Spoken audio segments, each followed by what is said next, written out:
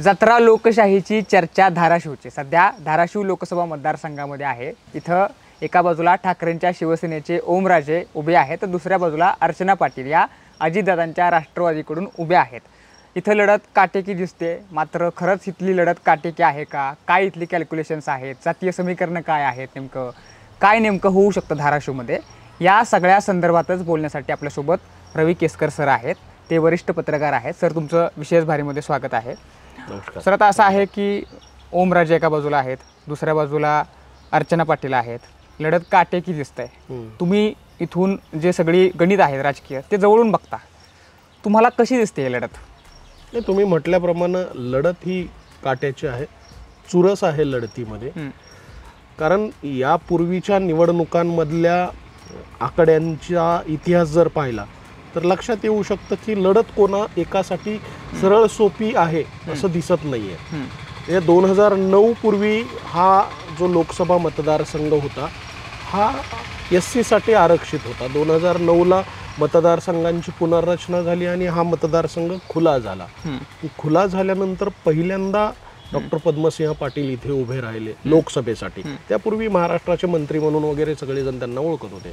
2009ला doctor Padmasinh Patil निवडून आले। 2014ला पद्मसिंह पाटलांचा पराभव केला प्राध्यापक रवींद्र गायकवाडांनी शिवसेनेचे, आणि 2019ला विद्यमान खासदार रवींद्र गायकवाड यांना ते नॉट रिचेबल आहेत वगैरे वगैरे म्हणत उमेदवारी डावलली आणि उमेदवारी दिली पराभूत असलेल्या विधानसभा सदस्य ओमप्रकाश राजे निंबाळकरांना, आणि 2019ला पण ते विजयी झाले।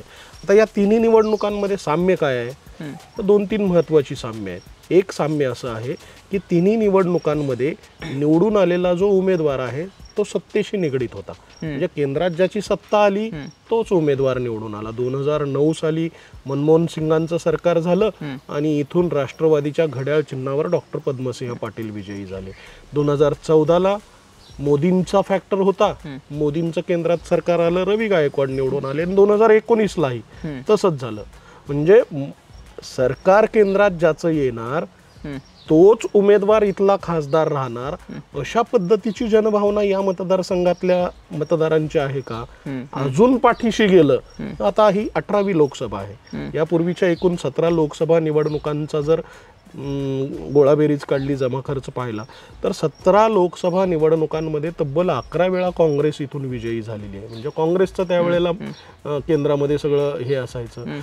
11 वेळा काँग्रेस, एकच वेळा राष्ट्रवादीचं घड्याळ डॉक्टर पद्मसिंह पाटील म्हटलेलं, आणि मग अन्य 5 वेळा इथे शिवसेना विजयी झालेल्या आहे। त्या 5 वेळा विजयी झालेल्या शिवसेनेमध्ये 3 वेळा आरक्षित जागेवरून कल्पना हिरे एकदा आणि शिवाजी बापू कांबळे 2 वेळा, म्हणजे एक जी पोटनिवडणूक झाली त्यावेळेला, आणि मग रवींद्र गायकवाड 1 वेळा आणि ओमप्रकाश राजे निंबाळकर 1 वेळा। आता ओमप्रकाश राजे निंबाळकर दुसऱ्यांदा निवडणुकीला सामोरे जात आहेत। समीकरणं बदलली आहेत। त्यावेळी त्यांना मोदींचा पाठिंबा होता, ते मोदींचं कौतुक करत होते, आता ते दोघंही एकमेकांच्या विरोधात आहेत। आणि मागच्या वेळी राष्ट्रवादीच्या चिन्हावरच राणा जगजितसिंह पाटील पराभूत झाले, पण आता चिन्ह त्यांच्या पत्नीकडे आहे, उमेदवार पत्नी आहेत, परंतु मोदीचा सपोर्ट आहे। अशी राजकीय समीकरणं बदललेली आहेत। यावेळेस काय परिस्थिती असते हे पहा, पुन्हा अजून आपण मागच्या तिन्ही निवडणुकांकडे जाऊयात। मागच्या तिन्ही निवडणुकात 2009, 2014, 2019 या तिन्ही निवडणुकांमध्ये प्रमुख लढती व्यतिरिक्त मैदानात असलेले अपक्ष किंवा अन्य छोट्या मोठ्या पक्षांच्या उमेदवारांनी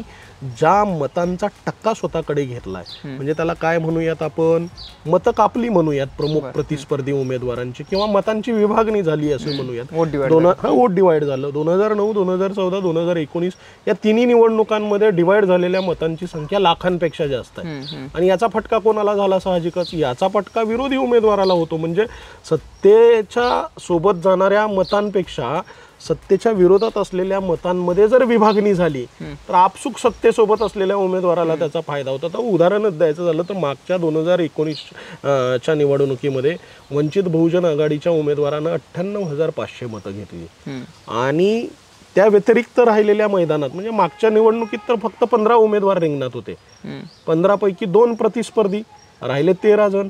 13मध्ये वंचितच्या एकट्यानंच 98,500 घेतले.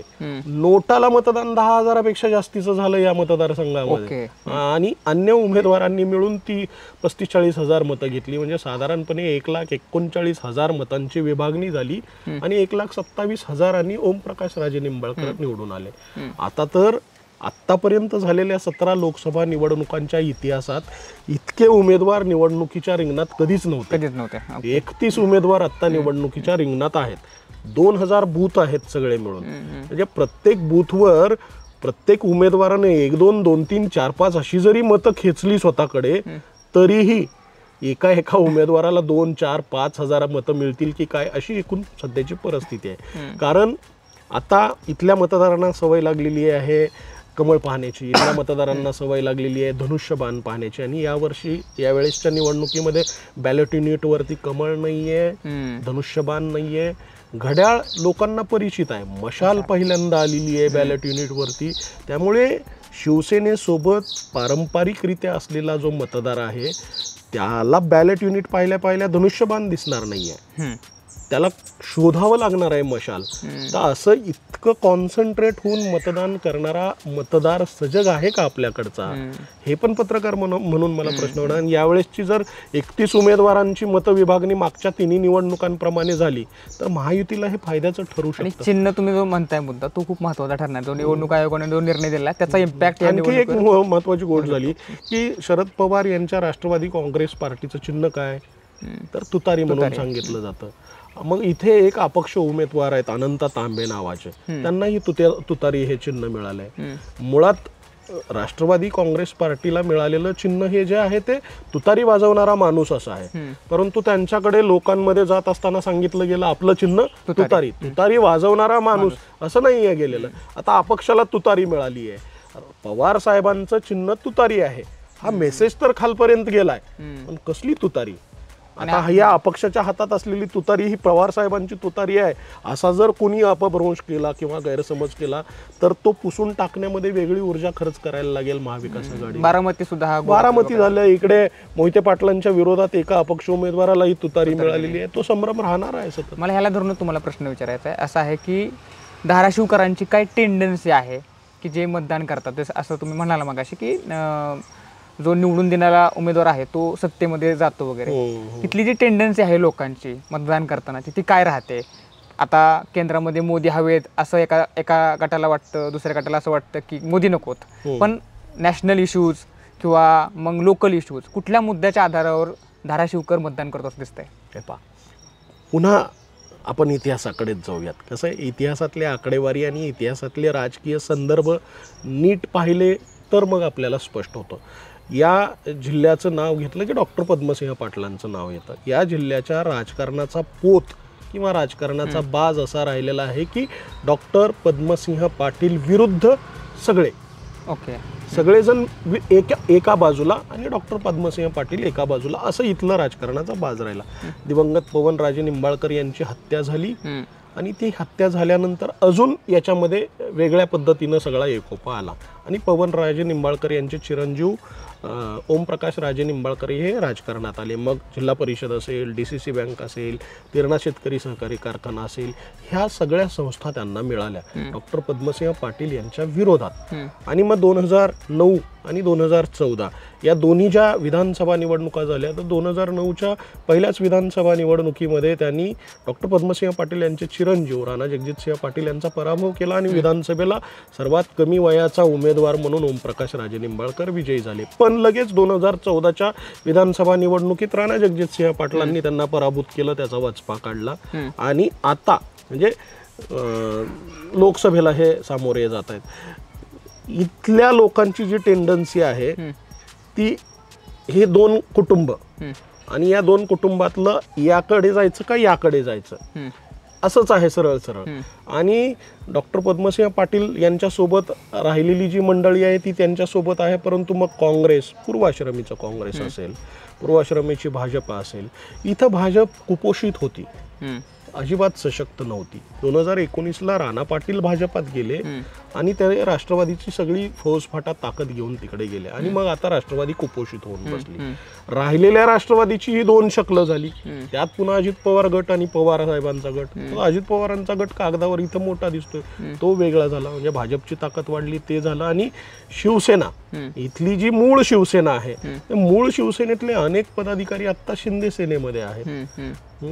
आणि इथली जी काँग्रेस होती, ती काँग्रेस ही अप्रत्यक्षरित्या डॉक्टर पद्मसिंह पाटलांना विरोध म्हणून इकडे म्हणजे जरी आघाडीचा घटक होता काँग्रेस, तरी मदत मात्र छुप्या पद्धतीने इकडून व्हायची. त्यामुळे काँग्रेसची संघटनात्मक पण बोंबाबोंब झाली. आता काँग्रेसचे जे जिल्ह्यातले सगळ्यात मोठे दोन दिग्गज नेते, माजी मंत्री बसवराज पाटील आणि माजी मंत्री मधुकरराव चव्हाण. मधुकरराव चव्हाण यांचे चिरंजीवच आत्ता भाजपात डेरे दाखल झालेत. आणि मधुकरराव चव्हाण म्हणतायत मी काँग्रेसमध्येच आहे, परंतु उमेदवारी अर्ज भरायला ते आले नाही. त्या सभेला ते उपस्थित नव्हते. आणि त्यांच्या स्वतःच्या मतदारसंघात, तुळजापूर विधानसभा मतदारसंघात शरद पवारांची परवाच्या दिवशी सभा झाली 2 दिवसांपूर्वी. त्या सभेलाही मधुकर चव्हाणांनी दांडी मारली. बसवराज पाटील तर थेट भाजपमध्ये गेलेले आहेत. त्यामुळे कागदावर महायुतीकडे असलेल्या माणसांची संख्या ही जरा जास्त बलाढ्य वाटतेय. आणि महाविकास आघाडीकडे त्या तुलनेत तेवढे मोठे पदाधिकारी नेते दिसत नाहीयेत. पण शेवटी मतदाराच्या मनात काय हे आपण मला ह्याला जोडूनच तुम्हाला विचारायचं असं की आता नेते, बरेच नेते हे महायुतीच्या बाजूने आपल्याला दिसत आहेत. बरोबर. ते शिंदेच्या शिवसेनेच्या माध्यमातून असतील किंवा अजितदादांच्या राष्ट्रवादीच्या माध्यमातून असतील, भारतीय जनता पार्टीमध्ये थेट प्रवेश असेल. बरोबर. नेते एका बाजूला आहेत, मात्र जनता ही त्यांच्यासोबत आहेच का, असंही आपण म्हणू शकतो का? की मग नेते एका बाजूला आहेत, जनता वेगळा विचार देखील करू शकते असं देखील दिसतंय? की मग नेते आपल्या बाजूने घेतले की जनताही येते, असा एक ग्रँटेड पकडण्याचा एक सूर कदाचित महायुतीतल्या नेत्यांचा असावा का? एकंदरीत काय चित्र दिसते सध्या? नाही, कसं आहे, आता हे आपण कधी बोलू शकू जनता कोणाच्या बाजूने आहे? जेव्हा प्रत्यक्ष निकाल लागेल 4 जूनला, तेव्हाच आपल्याला कळेल की जनता कोणाच्या बाजूने आहे. आता बोलणारी लोक जी होकल असतात ती पदाधिकारी बोलतात, कार्यकर्ते बोलतात, सामान्य मतदार बोलत नाहीये. बरोबर. सामान्य मतदार बोलणार पण नाहीये. सामान्य मतदार त्याच्या भावना या मतदान यंत्रातूनच व्यक्त करणार आहे. त्यामुळे 4 जूनला जेव्हा निकाल लागेल त्यावेळी आपण म्हणू की नेते एकीकडे होते, मतदार एकीकडे होते, किंवा नेते जिकडे होते तिकडेच मतदार केले. पण हे सगळं जे देशात, राज्यात राजकीय समीकरणं बदलली, त्यानंतर किती निवडणुका झाल्या जिल्ह्यात, राज्यात. जिल्ह्यामधला जर विचार केला तर कृषी उत्पन्न बाजार समितीच्या निवडणुका झाल्या. कृषी उत्पन्न बाजार समितीच्या निवडणुकांचा निकाल हा महायुतीच्या बाजूने जरा जास्तीचा लागला. आता ती खूप छोटी निवडणूक आहे, त्याच्यावरून आपल्याला लोकसभेचा अंदाज बांधता येणार नाही. लगेच निवडणुका बऱ्याच झाल्याच नाहीयेत. मग स्थानिक स्वराज्य संस्था रखडलेल्या आहेत. निवडणुका झाल्या असत्या तर आपल्याला आडाखा बांधता आला असता. निवडणूकच झालेली नाही. त्यामुळे तर मतदारांवरती विश्वास ठेवून अनेक जण आवाहन करतायत ना, मतदारांनी दाखवून द्यावं या निवडणुकीमध्ये कोण खरं. आता गद्दार खुद्दार वगैरे हे सगळे मुद्दे येतात. हे सगळं निवडणुकीनंतरच स्पष्ट होणार आहे की मतदार नक्की कुठल्या बाजूला आहे. आता आपल्याला अंदाज येत नाही. हा, पदाधिकारी आणि नेते महायुतीकडे जास्त आहेत. हे ऍक्च्युअल रिझल्टच्या नंतरच आपण शेवटी हे आपले अंदाज आहेत. आपण पत्रकार म्हणून तुम्ही फिरताय, मी फिरतोय, गेल्यानंतर बोलणारा माणूस जो असतो तो अनेकदा कुठला तर पदाधिकारी असतो आणि तो त्याच्या पक्षाचंच कौतुक करतो किंवा आम्हीच निवडून येणारा असा दावा करतो. सामान्य माणसं बोलत नाहीये. तरी पण एक प्रश्न असा आहे माझा की म्हणजे गद्दार असं एक नेरेटिव्ह सेट केलं गेलं, त्याचं परसेप्शन इथं तुम्हाला बघायला मिळतंय का लोकांच्या मधून? एक तुम्ही फिरत असता, बऱ्यापैकी तुमचा इथला संपर्क असेल, इथं तुम्हाला तसं दिसतंय का की जे गद्दार नरेशन सेट केले गेले आहे ते इथं रुजताना दिसतंय? लोक तसा विचार करू शकतायत, पाडायचं ह्या भावनेतून अनेक ठिकाणी मतदान केलं जातं किंवा जिंकण्यापेक्षा पाडण्याकडे कल असतो लोकांचा. इथं काय परिस्थिती दिसते तुम्हाला? नाही, मला नाही तसं वाटत इथे. त्याचं कारण असं आहे की इथे मैदानात असलेला उमेदवार जो आहे तो जरी राष्ट्रवादीमध्ये असला, म्हणजे आणखी एक वेगळी चर्चा पत्रकार म्हणून मला करायची आहे. राष्ट्रवादीचं उमेदवारी अर्चना पाटील यांना ज्यावेळी दिल्या गेली त्यावेळी त्यांचा राष्ट्रवादी काँग्रेसमध्ये प्रवेश केला असं दाखवलं गेलं किंवा असं चर्चा सुद्धा बाहेर चालू. मुळात त्या अन्य कुठल्या पक्षात नव्हत्या, त्या राष्ट्रवादी काँग्रेसच्याच जिल्हा परिषदेच्या उपाध्यक्ष होत्या. त्या काही भाजपामध्ये जाहीररित्या त्यांनी कधी प्रवेश केल्याचा मला तर स्मरत नाहीये पत्रकार म्हणून. आता त्यांचे पती भाजपमध्ये असल्यामुळे ते भाजपाच्या कार्यक्रमाला असायच्या, तो मुद्दा वेगळा. आणि आता भाजप आणि महायुतीचा घटकच राष्ट्रवादी असल्यामुळे ते एकत्र आलेले आहेत. आणि यापूर्वी असं नाहीये का झालेलं कधी, यापूर्वी अनेकदा असे राजकीय गुंते होऊन बसलेले आहेत. आपण प्राप्त वर्तमानाचा जरा जास्तीचा विचार करतो ना, आपल्याला वाटतं की यापूर्वी असं कधीच झालेलं नाही. तुम्ही खूप मोठमोठे दिग्गज नेते काढा, म्हणजे तुम्ही विखे पाटलांच्या घराण्याचा इतिहास काढा, इतकं कशाला शरद पवारांचा इतिहास काढा. या प्रत्येकाने विखे पाटलाच्या घरात 6-7 वेळा पक्ष बदलला गेलेला आहे. शरद पवारांनी आतापर्यंत त्यांच्या एकूण राजकीय कारकिर्दीमध्ये 5 वेळा वेगवेगळ्या चिन्हावरती निवडणूक लढवलेली आहे. म्हणजे माणसांना विस्मृती असते, 4-6 महिन्यानं हे सगळं विसरून जात असतात. जेव्हा ही फुटाफूट झाली त्यावेळी जी तीव्रता होती गद्दार खुद्दार या गोष्टीची, ती आत्ता कुठे आहे. आणि आता मग व्यक्तिगत लाभाच्या अनुषंगानंच लोक जाताना दिसत आहेत. कार्यकर्त्यांच्या मध्ये ते वैयक्तिक जो लाभ आहे ती गोष्ट जरा आताच्या घडीला जास्त जाणवते. तर आता असं आहे की महायुतीच्या बाजूनं राणा जगजितसिंग पाटील यांचं नाव चर्चेमध्ये होतं की त्यांना उमेदवारी मिळेल. शिंदेच्या शिवसेनेकडून तानाजी सावंतांचं नाव होतं, मात्र प्रॉमिनंट दावा जो होता तो राणा जगजितसिंग पाटील यांचा दिसला आपल्याला. पण असं आहे की अर्चना पाटील यांना उमेदवारी दिली गेली. तुम्हाला काय कॅल्क्युलेशन्स वाटतायत की अर्चना पाटील यांना महायुतीनं उमेदवारी दिली असावी आणि त्याचा त्यांना खरंच फायदा होईल? अर्थात ते मतदानात कळेलच, पण सध्याच्या घडीवर जर आपण बोलायचं झालं तर काय दिसतंय तुम्हाला चित्र? आता आत बंद खोलीमध्ये यांच्या चर्चेत नक्की काय ठरलं आपल्याला माहिती नाही, पण पत्रकार म्हणून आपले जे काही सोर्स असतात, काय झालं बाबा म्हणून आपण ज्यांना विचारतो, त्यापैकी काही जणांनी सांगितलेल्या गोष्टी आणि जाहीररित्या स्टेजवरून आम्हाला उमेदवारी कशी मिळाली हे सांगताना आता जे नेते बोलतायत, या दोन्हीमध्ये काही साम्य आहे का याचा जर धांडोळा घेतला तर असं ठरलं असं बोलतात. प्रत्यक्षात काय झालं आपल्याला माहित नाहीये. तुम्ही म्हटल्याप्रमाणे सावंतांनी दावा केला होता, पण शिंदे सेनेकडून दावा केलेला होता. त्यांना घड्याळ या चिन्हावरती उमेदवारी घ्या अशा पद्धतीची विनंती अजित पवारांना केली, असं स्वतः तानाजी सावंतांनी कालच शिवसेनेच्या मेळाव्यात सांगितलं की आपल्याला घड्याळ चिन्हावरती जायचं नाहीये, आपल्याला धनुष्यबाण चिन्हावरतीच लढायचं आहे असं त्यांनी जाहीर केलं. आणि मग धनुष्यबाण चिन्हावरती सावंत कुटुंबातच काय, सामान्य शिवसैनिक कोणीही असू द्या त्याला द्या, आम्ही निवडून आणू, अशी त्यांची भूमिका होती. परंतु ते जागा घड्याळाला सुटली. इथं डॉक्टर पाटील परिवारातला उमेदवार असेल तरच लोकांमध्ये चर्चेत असलेला जो चेहरा आहे सगळ्यात मोठा, ओमप्रकाश राजे निंबाळकर, संपर्क मोठा आहे, त्यांच्याविषयी चर्चा चांगली आहे. तर ओमप्रकाश राजे निंबाळकरांना शह द्यायचा असेल तर पाटील कुटुंबातलाच उमेदवार असायला हवा, अशा पद्धतीची भूमिका अन्य महायुतीचे जे आमदार आहेत मतदारसंघातले त्यांनी मांडली. त्याच्यामध्ये मग अभिमन्यू पवार औषधे असतील, इकडच्या शेजारच्या बार्शीचे राजाभाऊ राऊत असतील, यांनी आग्रही ती भूमिका मांडली असं सांगितलं जातं. आणि या आमदारांच्या आग्रही भूमिकेवरून हो त्यांनाच द्या, मग द्यायचं कोणाला, तर राणा जगजितसिंह पाटलांना. त्यांनी तर आत्ताच भाजपमध्ये दाखल झालेले आहेत आणि लगेच भाजप सोडून घड्याळावर गेले तर राजकीय विश्वासार्हतेचा प्रश्न येतो. मग अर्चना पाटील यांचं नाव समोर आलं. अर्चना पाटलांना या सगळ्या उमेदवारांनी काय म्हणता येईल महायुतीच्या सगळ्या आमदारांनी एकमतानं सपोर्ट केला. तुम्हाला आठवत असेल अर्चना पाटील चाकूरकरांचा प्रवेश झाल्यावरती फडणवीसांनी सांगितलं होतं की धाराशिवच्या जागेसंदर्भात तिथल्या स्थानिक नेत्यांनी एकत्रित बसून एकमतानं निर्णय घ्यावा, त्याला आम्ही हिरवा कंदील देऊ आणि तोच उमेदवार होईल. तशा अंगानं ते ठरलं असं हे सगळेजण सांगतात. इतरांना काही प्रॉब्लेम नाही म्हणून उमेदवारी अर्चना पाटील यांच्यावरती एकमत झालं. कमळ या चिन्हावरती लढण्यासाठी इच्छुक असणाऱ्या उमेदवारांची संख्या खूप होती. कदाचित कमळ चिन्ह असतं तर अजून जास्त. पण असं आहे की एकंदरीत आता राष्ट्रवादीचा इथं मोठा केडर राहिलेला आहे. पद्मसिंग पाटलांच्या रूपानं असेल, नंतर राणा जगजितसिंग पाटलांच्या रूपानं असेल, घड्याळ प्लस कमळ भाजपचं हे एकत्रितपणे जी एक ताकद उभी राहील ती प्लस ठरेल यांच्यासाठी, असा एक अंदाज. नक्की. पुन्हा आपण इतिहासात जाऊ. 2009ला डॉक्टर पद्मसिंह पाटील उभारले, 6-6.5 हजार मतांनी फक्त विजयी झाले. आणि 2014च्या निवडणुकीमध्ये प्राध्यापक रवींद्र गायकवाडांनी 2,34,000पेक्षा अधिक मतांनी त्यांना पराभूत केलं, कारण त्यावेळी मोदींची लाट पण होती. मग 2019ला तर 2014च्या तुलनेत मोदींची लाट जास्तीची होती.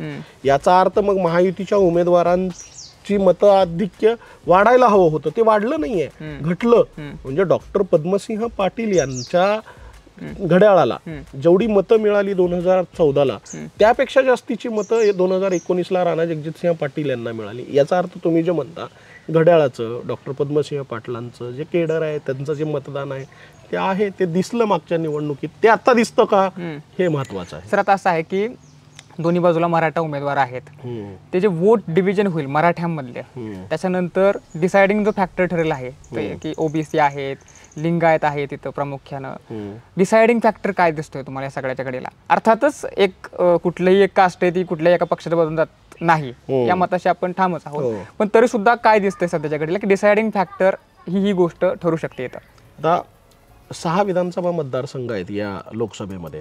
यामध्ये उमरगा लोहारा हा एकमेव आरक्षित मतदारसंघ आहे. तिथले आमदार वगळता अन्य 5 जे आमदार आहेत ते 5ही मराठा आहेत. याचा अर्थ काय? त्या त्या आमदाराच्या सोबत असलेले हितचिंतक, समर्थक, नातेवाईक, मतदार हे त्या त्या समाजाचे त्यांच्या सोबतच जाणार.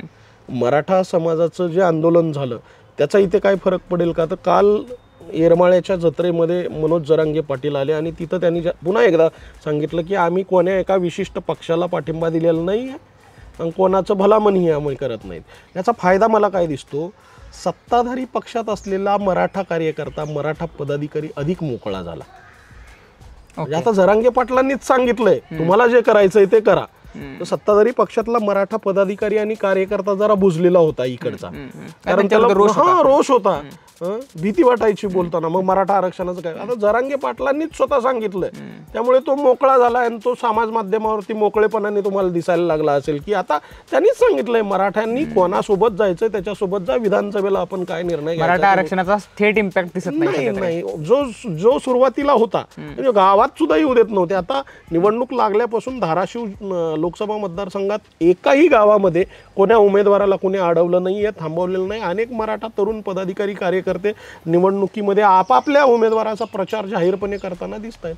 लिंगायत समाज मोठा आहे, ओबीसी समाज मोठा आहे, पण तुम्ही मी मगाशी म्हटल्याप्रमाणे कुठला एक समाज विशिष्ट एका पक्षाच्या पाठीशी जाईल असं आपण ठामपणे म्हणू शकत नसतो. दावे प्रतिदावे केले जात असले तरी 4 जून नंतरच कळेल आपल्याला. आता असं आहे की लातूर असेल किंवा मग हे धाराशिव आहे, सोलापूर आहे, इथं एक लिंगायत मतांचा प्रभाव हा जाणवण्यासारखा आहे.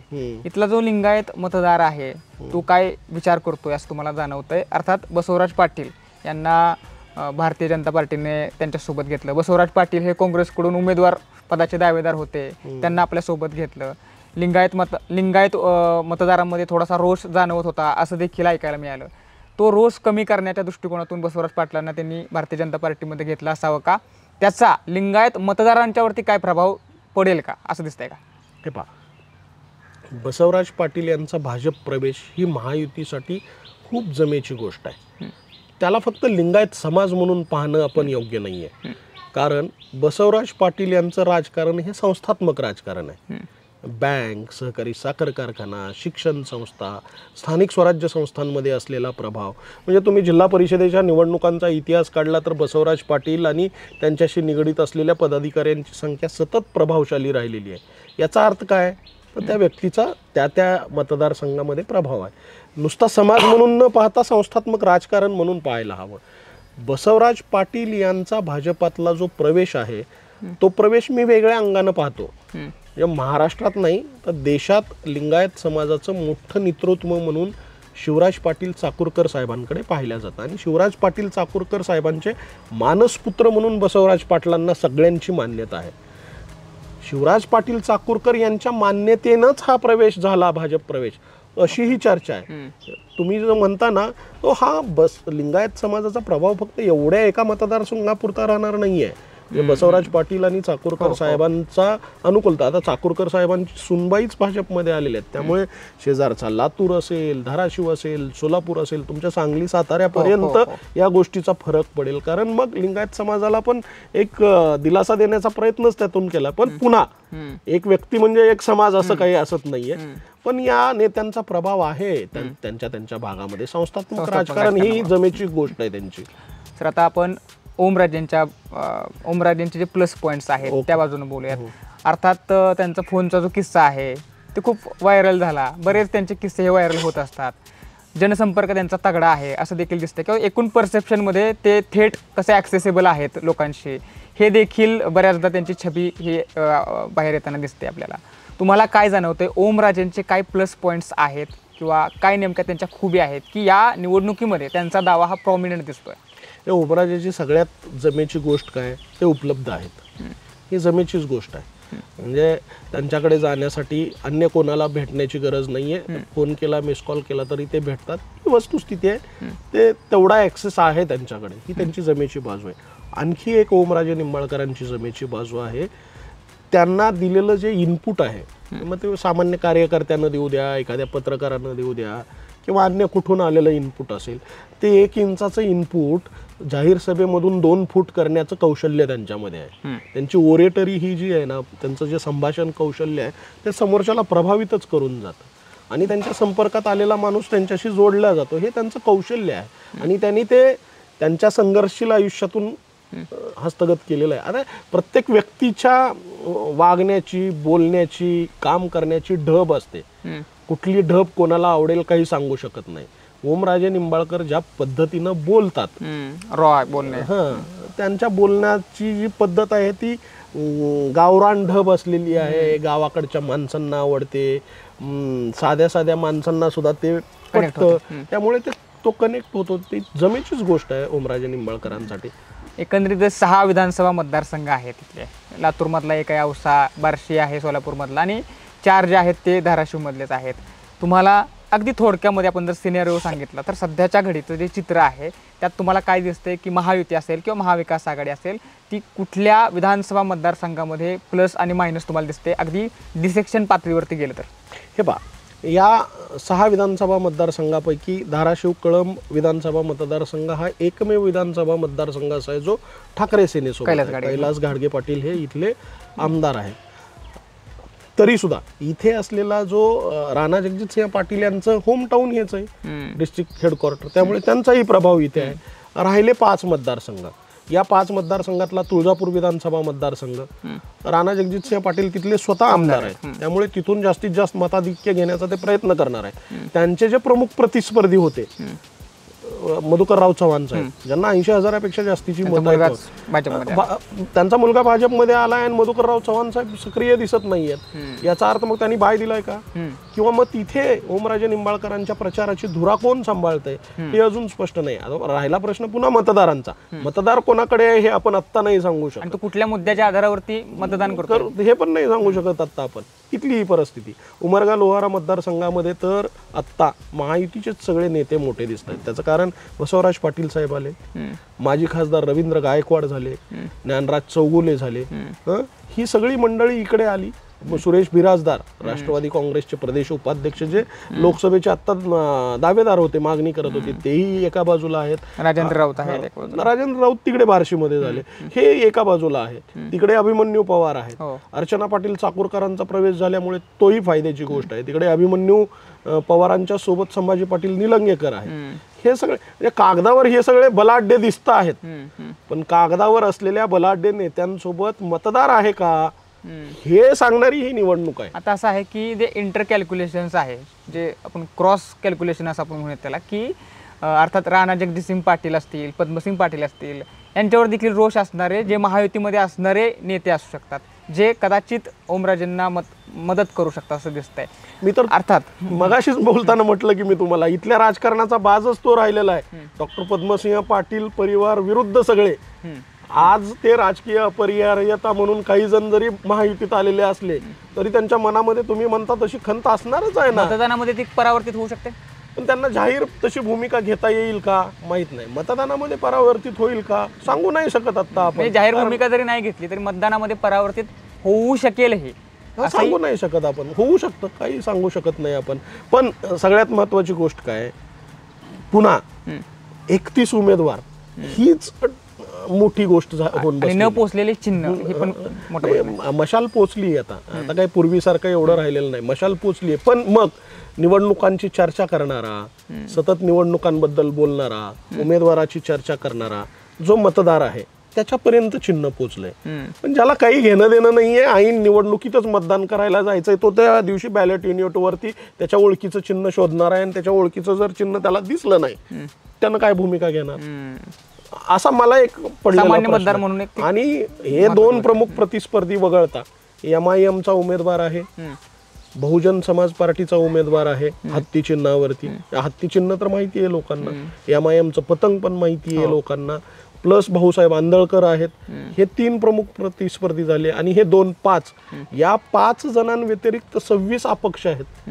या 26 अपक्षांमध्ये किती मतं विभागली जातात हे पाहावं लागेल, कारण मागच्या निवडणुकीत 12 अपक्षांनी 30-35 हजार मतं विभागली. आणि नोटा पुन्हा सगळ्यात महत्वाचा, म्हणजे हे सगळा जो राजकीय गोंधळ आहे यातला आम्हाला अजिबात कुणीही मान्य नाही असं म्हणणाऱ्या सजग नागरिकांची संख्या सुद्धा जास्त आहे. तो मागच्या वेळी 10,000 होता, तो यावेळी किती आहे पाहूयात. भाजपचा मतदार डेडिकेटेड आहे, तसाच शिवसेनेचा मतदार सुद्धा इथला डेडिकेटेड आहे.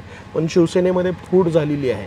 ओमप्रकाश राजे निंबाळकर यांना शिवसेनेतून संधी मिळाल्यामुळे शिवसेनेतच अनेक वर्षापासून काम करत असलेली जी मातब्बर मंडळी आहे जुनी, त्यांचा जनसंपर्काच्या पातळीवर कदाचित ओमराजे निंबाळकरपेक्षा कमी संपर्क असेल, पण त्यांनाही वाटतं अरे आपली जागा यांच्यामुळे गेली, अंतर्गत जी इकडं आहे तीच तिकडंही आहे. आणि सावंत जे शिंदे सेनेचे प्रमुख आहेत त्यांनी कालच खूप प्रक्षोभक भाषेमध्ये सगळं बोललेलं आहे. त्यामुळे निवडणूक ही व्यक्तिगत टीका टिप्पणीवर जाणार आहे. नरेंद्र मोदींची सभा होईल आता, त्याबरोबर उद्धव ठाकरेंची सभा होईल. या सभांमधून मुद्दे राजकीय जे आहेत ते स्टेट आणि नॅशनल लेवलला जाणार की स्थानिक पातळीवरतीच खेळत राहणार हे पण पाहावं लागेल. याच अनुषंगाने मला शेवटचे 2 प्रश्न विचारायचे आहेत की आता प्रचाराचे मुद्दे तुम्हाला काय दिसत आहेत दोन्ही बाजूनं, म्हणजे काय आहेत नेमके, आणि ते कुठल्या मुद्द्यांपर्यंत ड्रॅग होऊ शकतात असं देखील दिसतंय. आता तर व्यक्तिगत मुद्द्यांशिवाय दुसरं काहीच दिसत नाहीये. व्यक्तिगत मुद्द्यांवरती चिखलफेक सुरू आहे, जी या मतदारसंघातल्या सगळ्या मतदारांनी मागच्या 2-3 निवडणुकांमध्ये ऐकलेली आहे. त्याच्यापेक्षा वेगळा मुद्दा आत्ता दिसतच नाहीये. जेव्हा नॅशनल मूड क्रिएट होईल त्यावेळी वेगळा काय मुद्दा येईल का माहित नाहीये. आता देशात तर कुठला नॅशनल मूड दिसत नाहीये, जसा पुलवामा मागच्या वेळेला होता तसा आत्ता तर दिसत नाहीये. तर मोदींची सभा 30 तारखेला आहे, त्यानंतर उद्धव ठाकरेंची सभा होईल. कालच्या शरद पवारांच्या या सभेत सुद्धा काही वेगळा मुद्दा आला नाहीये. मोदी इफेक्ट जाणवतो इथं असणार, 100% असणार, कारण 2014 आणि 2019च्या निवडणुकीमध्ये ज्या पद्धतीचं मताधिक्य महायुतीच्या उमेदवारांना तेव्हा मिळालं, तो मोदी इफेक्ट. पण मोदींना मानणारा वर्ग तसा आहे, मोदींना नाकारणारा देखील वर्ग आहे. दोन्ही बाजूने होऊ शकतात. तर आता शेवटचा माझा असा प्रश्न आहे की हे सगळं झालं, निवडणुकीचे कॅल्क्युलेशन, जातीय समीकरण वगैरे, पण मुख्य मुद्दा असा आहे की सामान्य धाराशिवकर जे आहेत त्यांची नेमक्या मनातल्या मागण्या काय आहेत, त्यांच्या खासदारानं हे काम केलं पाहिजे, धाराशिवचे हे अजेंडे आहेत, जे आयडियल अजेंडा आपण म्हणूयात, दोन्ही बाजूने त्याला स्पर्श होत नाही हा भाग अलहिदा. पण मुद्दा असा आहे की सामान्य धाराशिवकरांना काय वाटतं, त्यांचे काय मुद्दे आहेत. हे पहा, प्रत्येकाची जगावायची पद्धत असते. आपली पद्धत म्हणजे प्रमाण पद्धत नाही. तुम्हाला जे वाटतं तेच मला वाटावं आणि मला जे वाटतं तेच योग्य असं आपण नाही म्हणू शकत. तुम्ही म्हणता मला पाणी हवंय, तर मी म्हणतो माझा फोन उचलला पाहिजे. तुम्ही म्हणताय माझ्या तरुणांच्या हाताला रोजगार मिळायला हवा, त्याचवेळी तुम्ही म्हणताय नाही मला गेल्या खासदाराचा ऍक्सेस मिळतो. हा प्रत्येकाच्या समाधानाचा जो टप्पा आहे तो वेगवेगळा पॉइंट ऑफ व्ह्यूचा आहे. त्यामुळं इथे व्यापक अंगानं जे मुद्दे यायला हवे ते सगळे आत्ता बाजूला आहेत. व्यक्तिगत पातळीवरच्या मुद्द्यांना जास्त भर दिला जातो. धन्यवाद केसकर सर. तर असं आहे की सरांनी आपल्याला बऱ्याच गोष्टी विस्तृतपणे सांगितल्या आणि व्यक्तिगत मुद्द्याच्या आधारावरती ही निवडणूक रन होताना दिसते आणि प्रत्येकाचा पॉईंट ऑफ व्ह्यू जो आहे दोन्ही बाजूनं तो वेगवेगळा आहे. आणि अर्थातच सामान्य धाराशिवकरांना नेमकं काय वाटतं हे मतदानामध्ये नेमकं कळेलच. मतदान हे 7 मेला होणार आहे आणि अर्थात निकाल जो आहे तो 4 मेला लागणार आहे, 4 जूनला लागणार आहे. तर नेमकं काय होतं हे आता येणाऱ्या काळात कळेलच. 4 जूनला निकाल आहे. मात्र तुम्हाला काय वाटतं, तुमच्या मनातील धाराशिवचा पुढचा खासदार नेमका कोण असला पाहिजे ते मात्र आम्हाला कमेंटच्या माध्यमातून नक्की कळवा. आणि जर हा व्हिडिओ आवडला असेल तर लाईक आणि शेअर करा. सोबतच आपल्या विशेष भारी या यूट्यूब चॅनेलला सबस्क्राईब करायला विसरू नका. धन्यवाद.